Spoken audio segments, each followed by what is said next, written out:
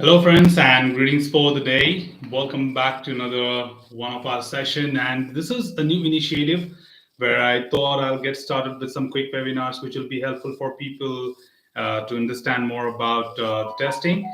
And given that love, given that care, we would like to take it ahead. That yes, this is a new initiative. We'll be looking forward to talk to all of you and certainly give you all that insights what you might be interested in to understand more about the QA. So this webinar is all about letting people know about how exactly you can be a QA yourself, and people who are looking forward to be more on the side of QA and improvising their career ahead. So we will be helping them out to understand what exactly are the steps needed, what exactly are the pathway which you can certainly follow in terms of making yourself more comfortable and better QA as well. So if you have been through the screenshot or the thumbnail of this live session, I have almost discussed everything there that what we would be looking forward to. And we'll be telling you more about what is testing, why testing is important, what is QA and QC, their role and responsibilities when it comes to the activity, the myth about the QA profile, which is most important thing of my agenda today, and talking about certain specific QA responsibilities, what is psychology of testing, becoming a QA engineer, improvising, being in a QA profile, and certifications, as well as the career path. No worries, during this webinar, we will also be looking forward to take up your questions. So keep dropping your questions on the way, and I'll be looking forward to pick them up and certainly discuss about them and respond back to your queries as and when I see them, right? So the very first thing to talk about here is, of course, the testing, the terminology. So when it comes to the word testing, a lot of us think that testing is a practice or it's a process where you just test the system, right? But it's not exactly the same. Now, when you talk about testing, the basic definition anybody would give you is more about that the person is responsible to test a built system, a developed system which you are created or like created by the developers. You try testing them, right? But when it comes to exact testing, it's not about what developer is building up, or it's just not limited to testing it, because testing can simply be said, if you follow that definition, it can clearly say that you are just limited to turning the book by pages and just saying yes, it is printed correct, right? If I give you a book to test, you would just turn the pages out of that particular book and say that yes, this is what the book is, and yes, it is printed correctly. But the intention of testing that book was not to check the printing alone. It was to check, it was basically to understand that will that book be understandable to people depending on the type of book. Will that be that will that message be transformed to the reader, or is there everything well aligned? Is there every chapter having the right content? Is there all that technical matter being discussed in the book as is stated as per the title or preface? Right? So when it comes to definition of testing, it is just not limited to testing a particular product. It's more about understanding the entire and perspective of the user, making sure that different user profiles can make use of it, and at the same time making sure the requirement of the business has been met, right? And it's just not done by turning the pages of the book. It is done with help of understanding several techniques, the various scenarios, putting yourself in the shoes of the customer, getting into the approach and behavior or psychological aspect of the user, and doing out those perceptions. A practical execution of that is what you call it as testing. So testing is just not limited to writing some test cases and executing them, is all I mean here at this point of time. So testing is more about that how do you test the system?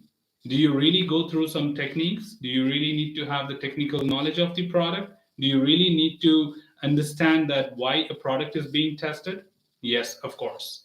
So testers equally be aware of, they should be aware of what exactly the product is all about.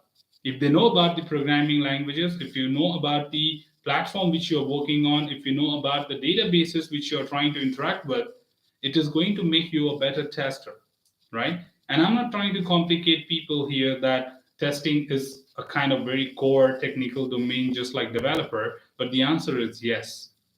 I'm not trying to make it complicated for you to choose testing as a career ahead, but yes, being aware of these technological aspects will make you more comfortable or make you more better tester in terms of understanding and testing the system.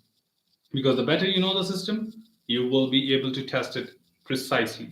On the second note, if you talk about testing an example of automotive, right?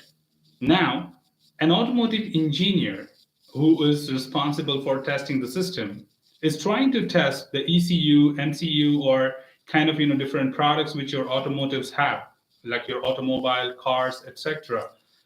And how can you even say that a tester who doesn't even know how to drive a car or doesn't know how the system works is testing the automotive? Will you think of, or you can't even dream of, driving such car which is tested by people who only know how to write test cases and execute them, right? I hope I'm making sense here. Pretty much sense that when becoming a tester, it requires you to have that domain understanding, the product which you're testing, where it belongs, and certainly gives you a lot of understanding that how a system should be tested, right? What is testing is different, but how the system is tested is lot many things which comes under that. And a very simple example, when you talk about flying on a plane, you plan for your vacations, you plan for your trips, and you opt the flights because it's cheaper and more thrilling. Because in terms of like taking less time, you can save a lot of time on your vacation by flying rather than following a train route or roadways, because roadways is a different thrill altogether, but it consumes a lot of time, right? So now, if you say that someone who just knows how to write and how to, execute test cases is testing the airplane which you will be taking a flight on. Now, you answer me that will you take a flight on such aircraft ever in your life? No. Why? Because you are pretty much sure that the person doesn't know anything about airplanes and has tested it. Now that's where the constraint comes, and the question is raised: do you really think a tester is just responsible for writing the test cases and executing the test cases? No. When we assure you the quality, when we talk about testing, it's going to be very, very detailed. We talk about the technology, we talk about the platform, we talk about the middleware, we talk about the databases, all the various layers of an application before we say that, yes, it is QA approved, you can push it to the production, right? Being a QA, it requires you to know that what exactly is the all technological traits which we have to take into account. You don't just have to be responsible for just writing some English test cases and running them and submitting some reports. Now, it's more important about how will you test the system? What is the system all about? Does it really, give you all that insights, what you really need to understand? Do you have a good understanding of the requirement? Do you know what's the architecture being built up? Do you know what developers are trying to code? And having all that knowledge is what makes you a better tester. Or I would say this is my complicated definition of testing, that testing is just not mere about writing the test cases or executing the test cases. It's everything, inclusive of every different profile which you may have in your organization, including your developer, architects, business analysts, program managers, or solution architects, everyone.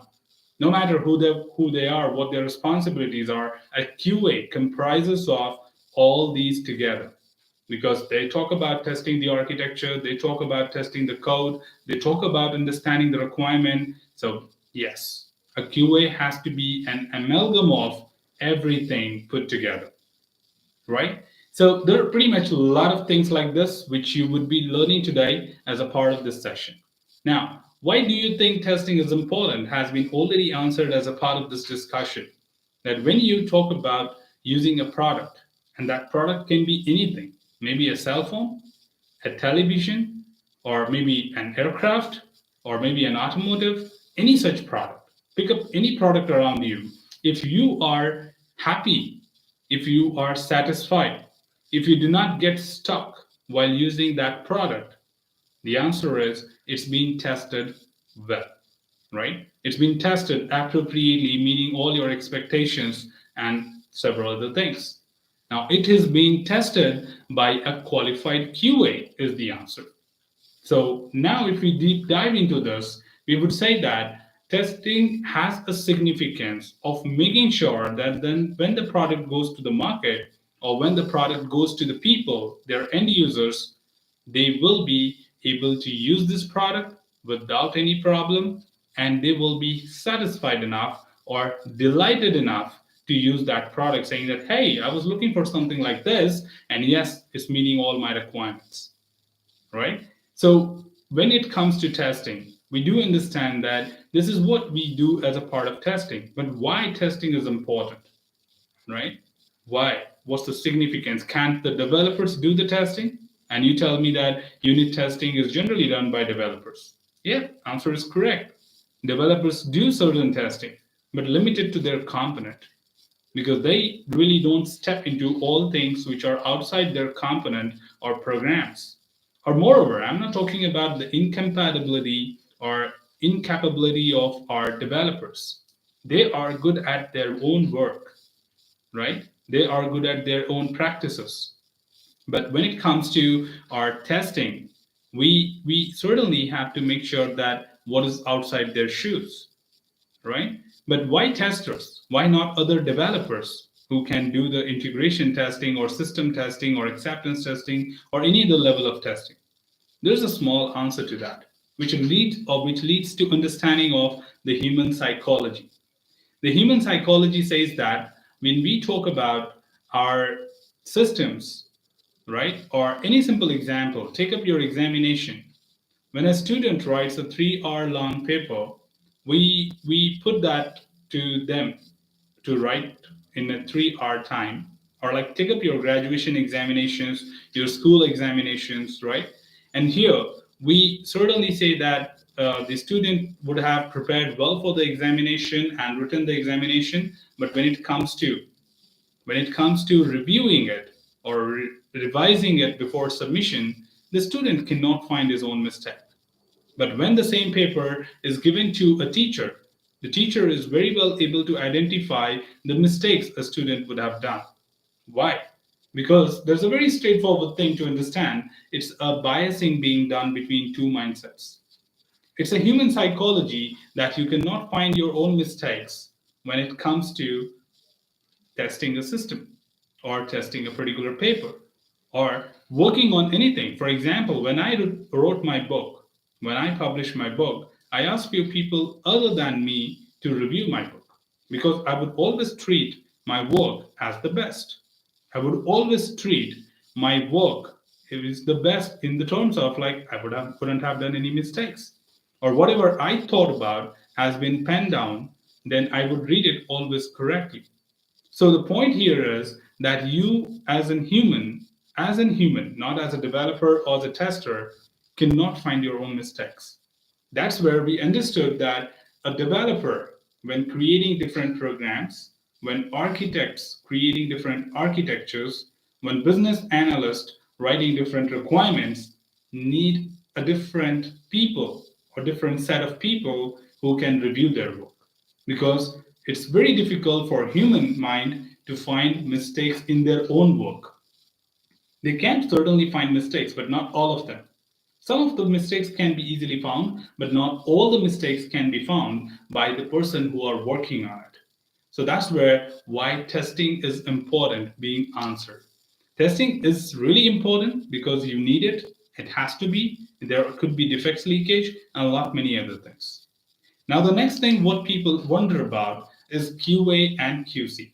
A lot of people in my past sessions, in my discussions with several forums and several trainings, people have come across and said, you know what, we just get confused. Are we a QA or QC, like quality assurance or quality control. So I tell them a simple definition to it, right? QA is a team or set of people who come up with those steps, measures, or processes which need to be followed in order to achieve quality, right? I repeat that when it comes to QA people, they are responsible for defining the measures, defining the steps, defining the process which will lead you to quality in the product. So, for a very simple example, if I'm working in a process industry like manufacturing industry, I would define some protocols, right? I would define some protocols that everyone should sanitize their hands, should wear some caps or kind of safety gears before you step into the plant, right? Or whenever you're working on some kind of machineries, make sure that you have hand gloves on, you have your helmet on, and a lot many other things. Correct? Now, why did I do that? Because I see that if you do take care of these things, we will have less injuries, or you will be safe, and even the quality part of it will be met, right? Or when you talk about food processing industries, we make sure that you have head caps, you have all your body covered with a kind of apron and shoe caps and a lot many other things, so that we have zero dust particle to ensure the quality in the product, the food product. Now the point is that who is this responsible person doing all this protocols definition? That's QA. QA basically is the people in your organization like QA manager, test manager, analysts, or test director or consultant who defines the overall plan, approach, steps, right? Precautionary measures to be taken in order to achieve quality in the product. Then who is QC? QC is the person who implements it, like testers, writing the test cases, executing the test cases, finding the defects are basically QC. Now, there's a small conflict here, right? You might feel that when you said a QA is defining the measures and the protocols, then how come QC, being a tester, is given a role of QA in any organization? Because you're never called as a QC tester. You're always called as a QA engineer or QA, right? But you're not a QA person actually, right? So the definition is conflicting with your role right now. The answer is the IT industry. The IT industry lets you, to come up with your ideas. You are not just a QC tester who is responsible for writing test cases and executing them. Being a QA in a software industry, you are denoted as QA engineer because we want you to come up with those improvement ideas, come up with those contributions which makes a process more quality oriented. That's the reason we do not prefer to give you a designation like QC, because you're just not responsible for writing the test cases or executing them. You are equally responsible to contribute to the test plan, contribute to the test approach, contribute in different methodologies, and come up with those ideas which can improve the overall test process. Now, that's where you are not being called as a QC engineer. You're just being called as a QA engineer, though you are not the one who is defining it, right? And going forward, maybe in a bit number of years of experience, you would gain knowledge and you can define the plan. Like you can become a test manager. And that time I won't say you that, oh, now you're switching from QC to QA. No, I give you right from the day one that you are a QA engineer. And being a QA engineer, this is your responsibility that you just don't run and write test cases. You, in fact, contribute to the overall success. Makes sense, right? Now, that's what is a QA and QC is all about. But do we have QCs at any point? Yes. If you talk about people like game testers or people like who work particularly to a very fixed and rigid product, like making kind of hardware products, you talk about creating screws or you're talking about various equipments which you use in your hardwares, right? They are QC testers because there the process is hard coded. We do not have room for improvements. We have a very ISO or any other standard driven process which cannot be tweaked here and there, now and then. So when it comes to such organizations or such products, we do not call you as QA because we don't need your inputs. So we call you as a QC tester, quality control. That's it. Your job is to just pick up the product, test it, move it. Pick up the product, test it, move it. That's it. You don't implement any plans, and you don't implement any sort of like improvement ideas and many other things. So a QC is completely there, it's different and certainly existing. But it's different from the QA, which is a software industry, and things keep revising, things keep approving, things keep changing, and we want all our test engineers to contribute to that. So similar on the same line, right? Why do we hire test freshers? You can always hire experienced people, right? When we know that a QA is someone who is responsible for being contributing to the process as well, then what's the point of hiring a fresher, training him, investing a lot of money, and then putting them into the projects? Big thing to think, right?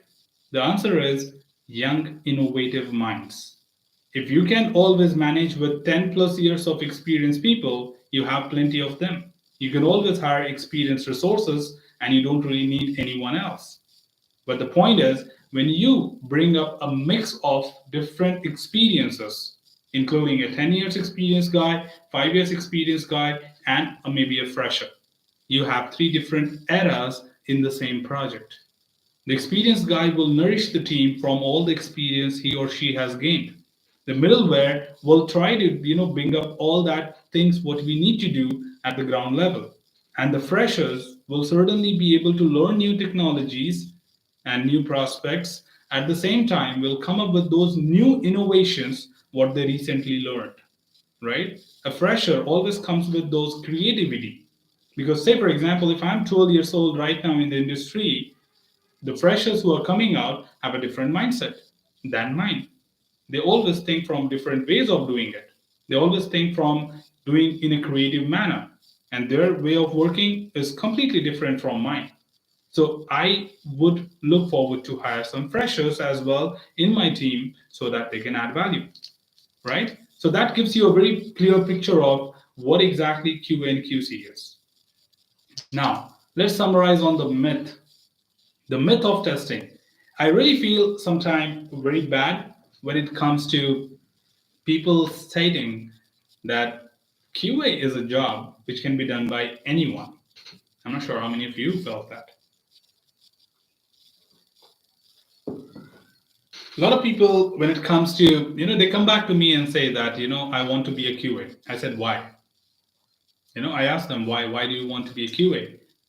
People said that QA can be done by anyone. Testing is very simple, very easy, and anybody can do testing. So it doesn't take much of your effort. You just have to write some test cases and execute them. I said, no. If you're thinking that, you cannot be a QA, right?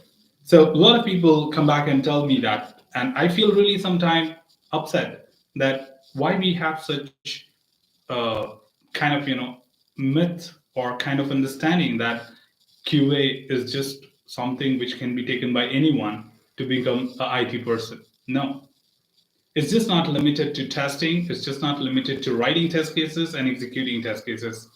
I think this is where we started our session on talking about the details of being a QA.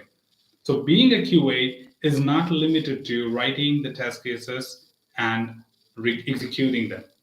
It's more about understanding the concept. It's more about understanding the technological aspects, the requirements, the architecture, and a lot many other things. There are platforms, there are certain projects where you even need to know the programming languages in order to test the system, because it just can't be excused. You have to be there along with the developer in order to make them understand or be with them. Look at your agile process, right? When it comes to agile, we say that you have to work along with the developer. Along with the developer, you need to understand that what exactly is going on. You review the code along with developer, asking them, why did you write this control flow? Why did you write this condition here? Is there a possibility for us to reach out in the front end? Or can I do it from the UI? Will a user be able to hit this code? Or this is a dead code, like unreachable. You can never reach this particular code at any point of time. So, what's the benefit of having this? The benefit of having this knowledge is that a developer is always thinking from a constructive part. They always think from a positive attitude towards building up the product. But a tester, being aware of the programming knowledge and having a destructive approach, will always come up with those different scenarios to talk with the developer that, hey, can you tell me more about your code? That why did you write this if condition here? Will the user certainly be having this excuse? Okay, if that is the excuse or that's the condition, then what about the condition when the user says, I don't want to use yes or no? For example, down the line 2 years, will you be buying a car? Is the question. I can say yes or no. But there's a third scenario. Maybe, I'm not sure right now. That's 2 years, which is a long duration. So I can immediately come up with that intention and ask the developer, hey, what happens to the third category? What about maybe? Because there are a set of people who would prefer to use neither yes nor no. So are you capturing them? Then the developer thinks, oh yeah, that's also a possibility, right? Let me include another else if and include that condition. Pretty much makes sense, right? So this is where the developer or the tester coordination comes into picture. And today we are talking about agile, where people work together. The people work together in order to make that quality come into existence, comes into practice. It's just not that simple when you say writing test cases and executing them, right? So the myth has to be erased from the people's mind by proving yourself. Now, the blame. Why people would say these things that QA can be done by anyone. Anyone can be tester. You don't really need a technical knowledge to become a QA. The reason is we do not present it.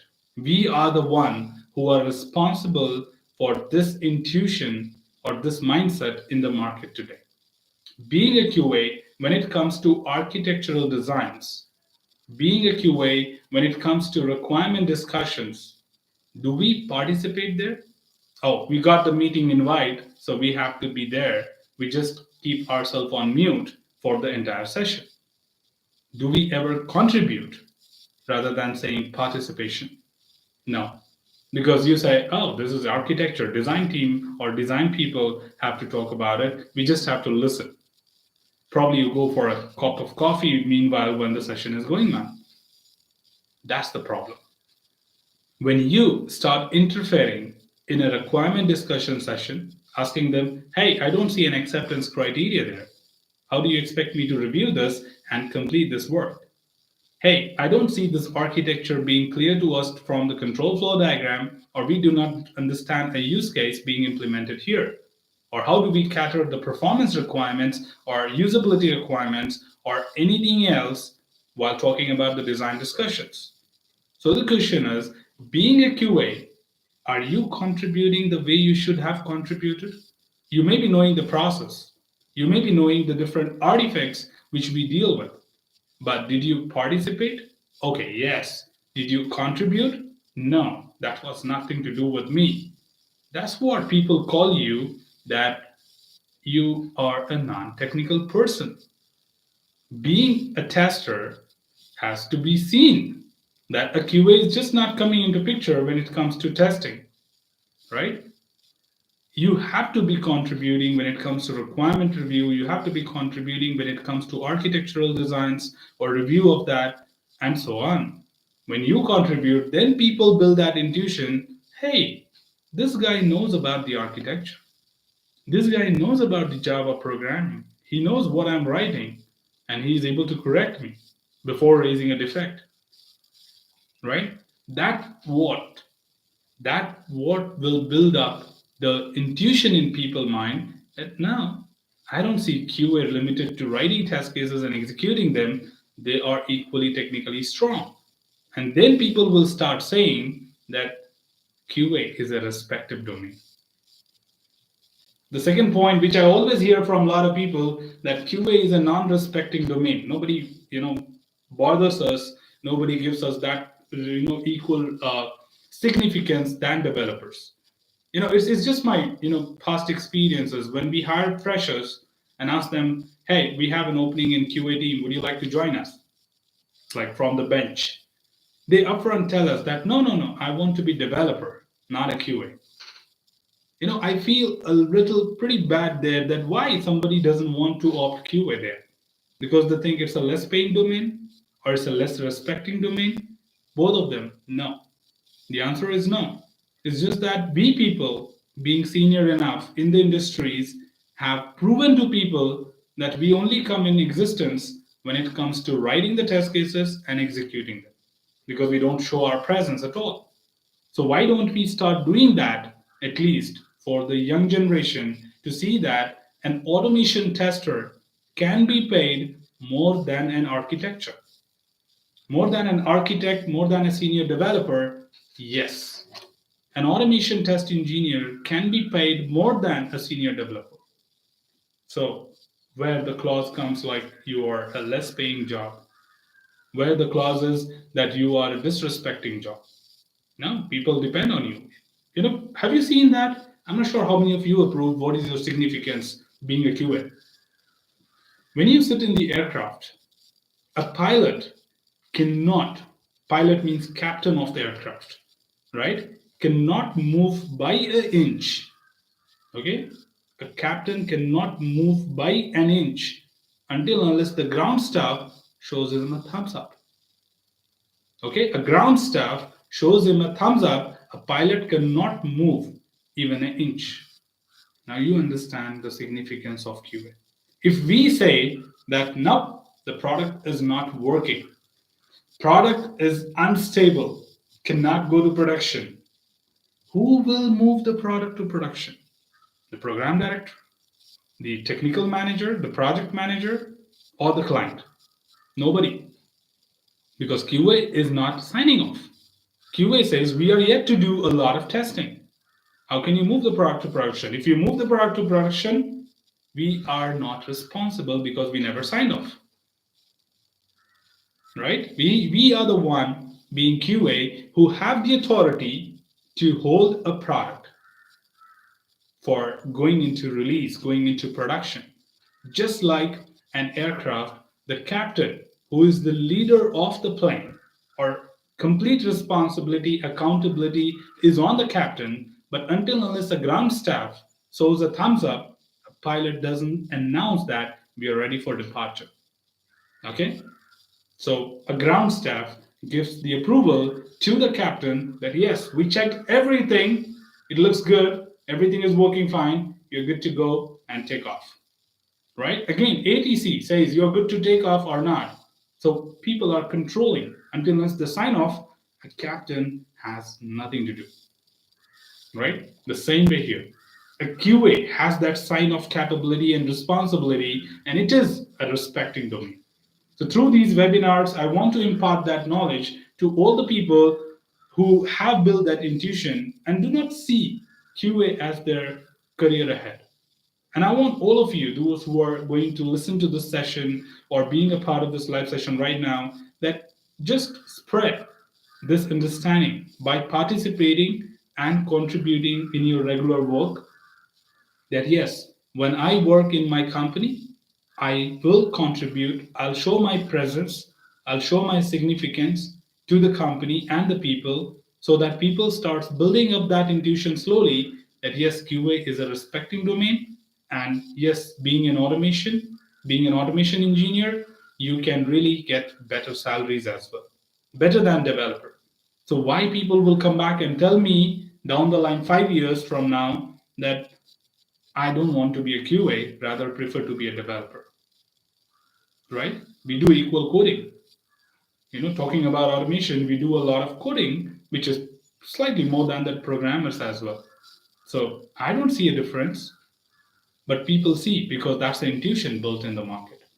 Anyways, so that's something about the myth, talking about the myths which need to be erased. When it comes to responsibilities of QA, yes, QAs are responsible for many things, not just writing test cases and executing the test cases. They are responsible for doing a lot of things like getting involved in requirement review. We do have static and dynamic testing, right? The static testing is about reviews, reviewing the work products which are created by other people. In fact, within testing as well. Like, don't forget that human psychology that you cannot find your own mistakes. And that applies to a QA as well. So when you write test cases, you ask somebody else to review your test cases, right? So that pretty much makes sense to anyone that responsibilities of QA is just not limited to writing test cases and executing them. It deals with preparing all the artifacts from the QA side, like writing defect report, writing incident reports, preparing test summary reports, etc. You talk about getting into the reviews of the several work products which are created outside testing, so like requirements review, design review, code review, and use cases review. Any work product, epics, user stories, business models, whatever you are going to use as a basis for testing, you will review that first for any anomalies, inconsistencies, contradictions, etc., and then make use of it, because until unless a product or work product is finalized, cannot be used for any purposes, right? So that pretty much makes sense that testing is also limited to, or not, it involves doing the reviews of the work product, and that's what you call it as static testing. We talk about writing techniques, equivalence partition, boundary value analysis. So we just don't derive test cases which is in English language. We try understanding the techniques which are applicable in order to reduce your effort, where what technique will be best applicable and how we can utilize it. So this is where things will be possible to deal with, and many other things related to that. So testing is just not limited. We make use of automation testing tools. We make use of test management tools. We talk about version control. A lot of other things. A QA responsibility is to deal with all these factors. Plus, communicating the update or status of testing to the stakeholders, talking with the stakeholders to explain them the problem, that yes, this defect is what we are facing, and the defect is certainly has to be explained because you were the tester who were testing the system, and only you know what went wrong. So until unless you tell a developer that this is what is wrong, probably the developer cannot understand what I need to fix. So talking, communication, presentation is everything a part of QA. And a lot many other things in detail which we'll be stepping into in our upcoming sessions. When it comes to psychology of testing, psychology is all about the mindset. A tester has to always think from a user perception, not like a technical developer. A developer, I just told you, right? A developer has a constructive mindset in nature. They always think from building a product, making it work, establishing it. But a tester is right opposite to that. A QA is responsible for breaking that. So we have a very common definition. Developers make the product, testers break the product. They always want to prove that now this piece of information is not working. This piece of code is not doing its job or intended functions. Why? Are we negative by nature? Or are we really negative from childhood? No. It's your responsibility to think from a user perception and make sure that after you, when the end users start using your product, they don't face a challenge. Now, today, on this particular date, if you are using any product right next to you, right, and you say, oh, this is a quality product, please appreciate a QA, not a developer. I'm not saying don't go by them, but the point is, don't forget to appreciate a QA. When you take a flight, right, between two particular cities and you fly by them, you always thank the air hostess, right? Because they look pretty, blushing and all those sort of things. So you say, oh, cool, man. Thank you so much for serving me. Thank you so much for taking care of me. Or to certain extent, some people even thank the captain when he stands at the gate when you're exiting and says, "Thank you for flying us, safe." You thank the captain. Any one of you, whoever is listening to this, whoever, anyone has thanked ever the ground staff who check the tires of the plane, who checks the engine of the plane, who fills the fuel in the plane. Have we? No. Did they make your flight, safe? No, they made your flight comfortable. A pilot made your flight comfortable by controlling it. A air hostess served you, made it delightful experience while you were in the air. But who technically made your flight successful? The people who were inspecting the flight while you were boarding the aircraft or deboarding the aircraft. Have you ever thanked those people? This is what the reality is in the IT industry. When things boom up, goes everything good, we used to thank only the developers. Oh, they built a great product and it's successful. But have we ever looked back on the QA? That if you wouldn't have done this, interesting piece of work, we wouldn't have made it possible. Have we given that major credit to QA ever? No. And I'm talking about myself right now. I'm talking about the real time industry practices, no matter which organization you go to. Some of the organizations have started improvising now that if I thank a developer, I equally thank a QA as well. But still, 80% of the organizations do not have that courtesy to give that thankfulness or gratitude to the QA that without you, this success is impossible. That word has still to come because a QA is something who deals with this. QA is someone who certainly tries to make sure that, come on, you go ahead and make whatever you want. I'll drill it down from a user perception so that when a user even doesn't go to that extent, he is safe. I'm not sure how many of you want to be in Burj Khalifa or how many of you have been to Burj Khalifa. You'll feel like a thrilling joyride when you take an elevator from the ground floor to 130th floor in few seconds, right? Imagine 130 floors, 130 buttons, huh? Taking 100 minutes to reach there. Idiotic, right? But we made it such frequent that it hardly takes 1 minute or 2 minutes to climb 100 floors. Look at that. We are giving you that experience. Who? That when the people take a ride on this, they feel thrilled. In fact, do not have a lot of time to waste there in the elevator. Who tested it? Developers? No. Again, I'm not against, please. Do not take me as that I'm against developers. No, I'm just trying to bring that respect to QA.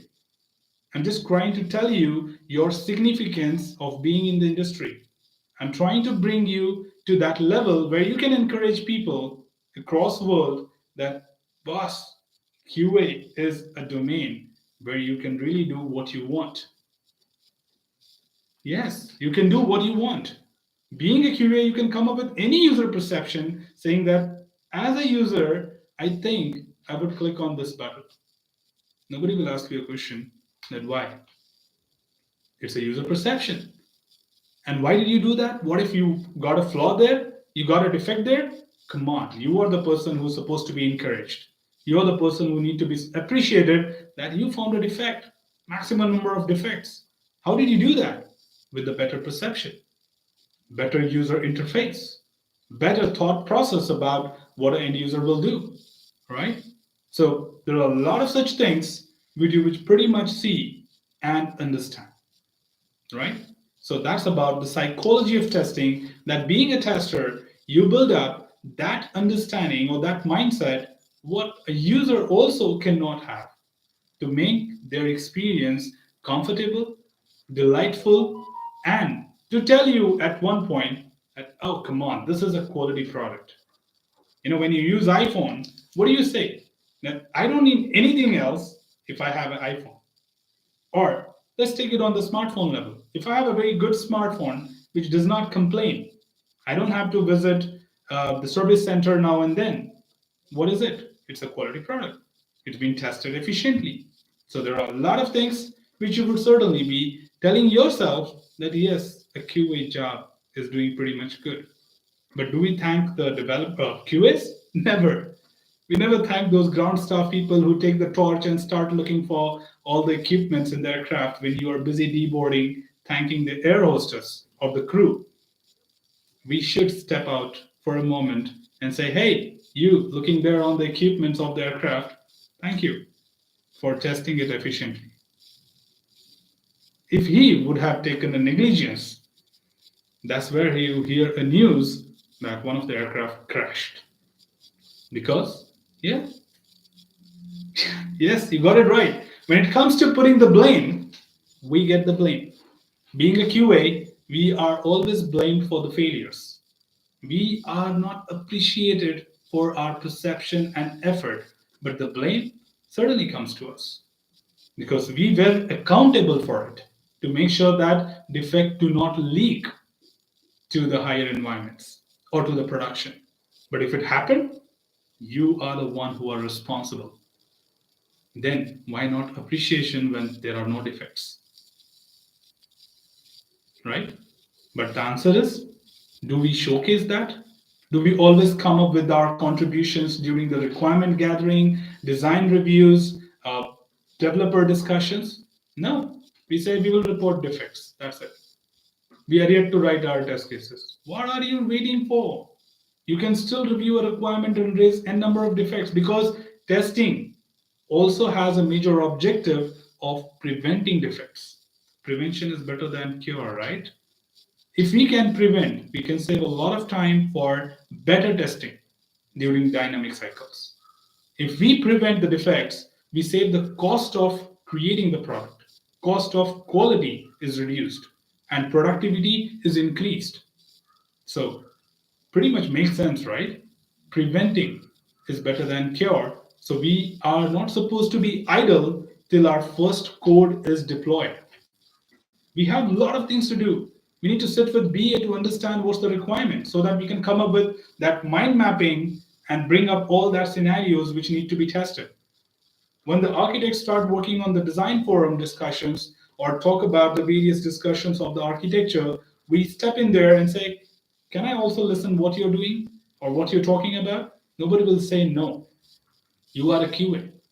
Nobody can stop you entering in that forum or discussion. And then if you participate and contribute, people will invite you with bouquets. Please come next time because you are the people who can think from a user perception. But if you participate but don't contribute, they will say, what's the point of inviting a QA? Even if they participate, they don't add any value. So no need to invite them. That's where we go wrong, team. That's where we go. I never say I or you. I always use the word we. We go wrong. Because I also learned from my mistakes. And that's where I'm talking today so much. Because I have done these things in my past and then realized why I did not get a respect. Then I realized, did I contribute? No. So why would people respect me? Start contributing, you got the respect. So simple. So I'm speaking from my experience, not from Wikipedia, not from Google. I'm speaking from my personal experience, which I've done myself, and want to share with all of you so that everyone can understand their responsibility, can understand their significance, can encourage themselves to be a better tester and gain that respect. Right? When you participate in a meeting, people should say, oh, come on, when Neeraj is here, we don't have to worry. That statement will make you proud. When your team says that when he or she is here, we are sorted. We are done what we were supposed to do. Thank you for joining in, right? So that will make you a successful team. Remember that statement. When you hear that, anytime in your life, anytime in your career, remember you are important. And if you're not listening, you're listening it for somebody else, you yet have to do a lot.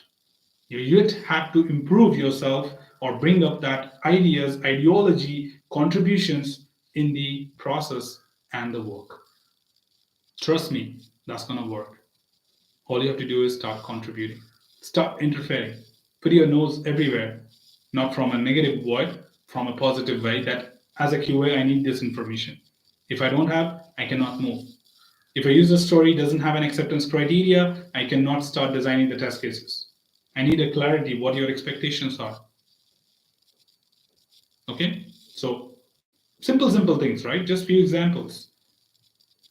Acceptance criteria is not there. Why are you writing test cases on that? Why are you executing test cases on that when you don't have a clarity? Right? So look into all that minute things and pretty much put them together. Just make a checklist out of it. We have learned about checklist, right? In testing, we do have a checklist. So prepare your own checklist that before I pick up a user story for testing, this is my checklist. Description should be there. What profile? Who is the user? What's the acceptance criteria? Is that all reviewed? Understandable? Clear? Then I go for it. If anything doesn't meet, you get it cleared first. Simple. You have everything in testing. It's just that you know it, but you don't use it. Start using it. People will love you for sure. People will say, come on, man, I've never seen a QA like this, who really follows every protocol and makes our process more, enriched in terms of meeting our goals and assisting us so much. So please take that into consideration and start practicing. Anyways, becoming a QA engineer, I think if you have heard this session since the beginning, you would now know that what a QA really needs to have inside, right? Being a QA, you would need to push, right?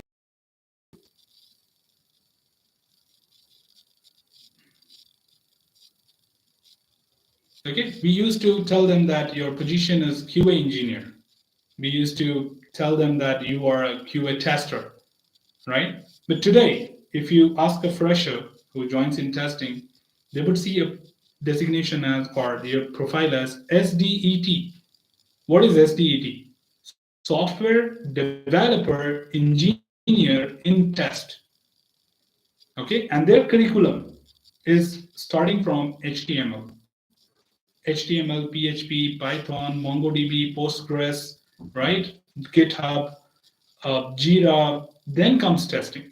So they talk about all the programming, architecture, databases, and then they step into what is testing, what are the testing techniques, what is automation testing, what is Selenium, what is SOAP UI for API testing, what is Postman, a 90 days course, 90 days course for them to start from programming to the architecture, to the databases, to the testing, manual, automation.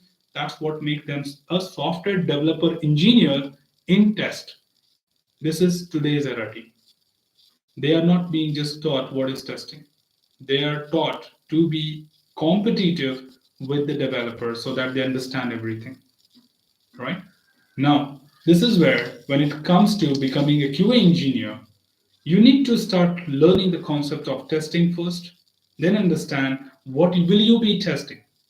Step one, learn about testing concepts. What is testing, principles of testing, test process, what techniques do we need to test a system, etc. Once you're done with that, step two, start learning what will you test. Like, is it an application? Is it a product? Then how does that product function? If I want to be an engineer in a cell phone, then I know what is iOS, what is Android, how do we test an Android application. And being a mobile tester, I need to know all these things. I need to know what is Android Studio, what is Xcode, what is different environments, right? What is field testing, etc., which are related to domain. When I want to be an automotive tester, I need to understand what is automotive altogether. How do we, make things work? What is mill? What is hill? What is sill? Different environments of automotive testing, right? And then third, implement it. Make sure that you practice it to see that, yes, this is how it works in reality. This is how it's going to happen when it comes to real world. So there are a lot of things which you can really take care or take into account to become a QA. And finally, the manual and automation. You can start, if you're looking forward to become a QA engineer, you can start with the journey as manual tester because you will get to learn a lot of things. And following that, start learning the automation because the future is automation. No matter, again, if we have a lot of manual tester here on the call, you would see that yes, the demand of automation is increasing, and I want you to be an automation tester as well. Again, starting with automation tester, it does not take a big, thing. You just have to pick up a small tool like Selenium and start writing some simple programs and say, yeah, I know how to do this. And then start working on the real-time application to do the pretty much better jobs, right? And that's how you can improve or bring up more on the automation part. So becoming a QA is just not limited to writing test cases and executing them. You would need to understand the various techniques, the protocols, the engagements, the working with the stakeholders, reporting several issues, and many other things, including automation techniques, right? And testing is also different for different concepts.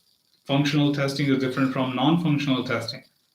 In that non-functional testing, we have security testing, performance testing, usability testing, recovery testing, right? API testing. They're all different and unique. So you can't say that if I'm a tester, I know everything. If I know the definition, I know everything. No, you need to understand in-depth knowledge of it. Okay. So that's pretty much on the part of QA engineer, and that also answers your topic on the improvising being a QA engineer. If you are a manual tester, do not look forward to it. Try upgrading yourself to learn more automation tools, and that would give you a better career growth. I know a lot of people would have been working for a longer duration as a manual tester, and you know your significant growth right now. And I really don't want to put any numbers here, but yes, you know yourself better. If you are a manual tester for a longer duration, what's your growth on the increments? But if you turn out yourself to be an automation tester, you just see a drastic change in your growth. So your career as well as your income, everything will grow together. Okay, so look forward to become an automation tester or learn the automation concepts, or especially look forward to the complicated domains like cloud-based applications, which are the future. Talk about AWS, talk about SAP, you talk about Salesforce, you talk about any ERP applications because a lot of people are industries are working on that, or you talk about AI ML, right? Artificial intelligence or machine learning. So becoming a tester in these kind of practices will make you more recognizable and paying off for what you put your effort on. So that's how being a QA already you can improvise your career ahead, right? And with that certainly comes the certifications. Don't excuse the certifications which are relevant to you. The more you have the certifications, your profile stands out from the crowd. The better you have the certifications related to your portfolio. For example, being ISTQB certifications, being a QA, you have tool specific certifications. For example, if I work on Jira, let me get certified. I'm going to work in agile industry hereafter. I'm working on UFT, I'm working on Load Runner, I'm working on ALM, get certified from Micro Focus. I'm working on Git, look forward to certifications. No matter what you work with, you work on a platform like AWS, get AWS certified. You're working on Salesforce, get Salesforce certified. So whatever certifications are relevant to you, look forward to gain them as much as possible because there is a world outside our world, right? That means our own country. And there, certifications plays a vital role. If you have to work for a client who says, I want everyone to be ISTQB certified, you have to be, right? And if you say that you are going to fly abroad or any other country to look for a job, you will be asked as a prerequisite that are you certified on these things because we don't take anyone else, right? So certifications will certainly add and boost your portfolio to be at a better position or in a better career role. In fact, for better organizations, because at some organizations it's just an entry criteria that if you are certified on ISTQB foundation level, I can hire you as a tester. If you are ISTQB advanced certified, I can hire you as a senior resource. If you are ISTQB test manager certified, I can hire you as a manager. It's a criteria. I have come across that. Again, everything what I speak is my personal experience and my past. That's it. I don't talk about the second person here. I don't know because the second person can be lying things. So I never talk about anyone else. I never take an example, right, from people because they have their different experiences and they could share anything with me, which might not be valid as well. So I always talk from my own experience, which has happened with me and what I have done in order to transform myself, right? So certifications are pretty much important, and that would add a lot of value and significance to your portfolio to stand out. Okay, so I think that pretty much brings up my session to the end of this webinar. But yes, I would look forward to add more. Let me just quickly see if I have any questions to take from here. Uh, okay, a lot of people joining in. Thank you so much for that and lovely comments here. Can there really be there a QA automation engineer? Yes, of course, Frank. There can be a QA automation engineer. You can always have. I mean, if you check developers, the who checks the automation scripts, we do have colleagues who work with the automation as well. So you will have someone else reviewing your code, or you do have automation architects in your organization who will be reviewing your script. Okay, so please look forward to that. Okay, sure. Thank you. A lot of people complimenting. Yeah, I don't see pretty much any questions pending for me to answer, but yes, I think that was one and I answered.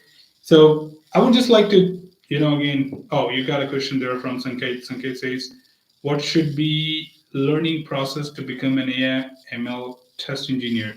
You need to start learning AI and ML. Okay, you need to start learning the AI and ML concepts, and you can certainly start having the protocol learning of what exactly a tester needs to know in terms of testing it. So there are the significant approaches. I'll tell you, if you go to istqb.org, okay, istqb.org, on the homepage, you will see AIML tester certification. Just click on that. Okay, you will see a TOC, table of content. And if you go through the syllabus, you will know what an AIML tester needs to know. Even you can prepare from there as well. But the foundation is the AIML, just like a developer. You need to understand everything. Basically, there are no testers in such practices. Everyone is same. It's just that you will have few responsibilities to test the system, but you are equal to a developer. Okay, so I give you the reference. Go to istqb.org and click on AI tester. You'll get to know what exactly it is. We have another one from Paris says, I am having 9 years of experience in functional testing. What can I look forward in career now? Look forward to non-functional testing, I would say, because functional testing is quite ordinary these days. If you want to really have some criticality, look forward to performance or security testing. That would add very, very significant. We don't have much people in our country or abroad doing performance testing or security testing. These are very two key areas where you can really boost up certain spike in your graph if you get qualified with that. Okay, so you can look forward. 9 years is good time. You have got a lot of understanding at the fundamental level, so you know what application is all about. Now it's time for you to jump into something more critical and make your profile ready for critical assets. Okay, so start working on that.